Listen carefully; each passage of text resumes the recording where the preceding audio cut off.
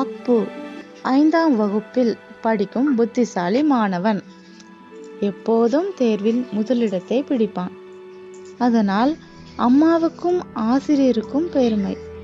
ஆனால் அவனுக்கு ஒரு பெரிய குறை, சுத்தம் பற்றி கவலையே இல்லை. குளிக்காமல் பல் துலக்காமல் பள்ளிக்கு செல்வான். அழுக்கு சட்டை அணிவான்.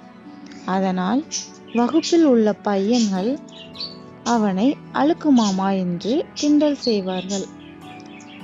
அம்மாவும் ஆசிரியரும் பலமுறை அறிவுறுத்தினாலும் யானை பல் துலக்குகிறதா என்று சிரித்து கொண்டே தள்ளிவிடுவான்.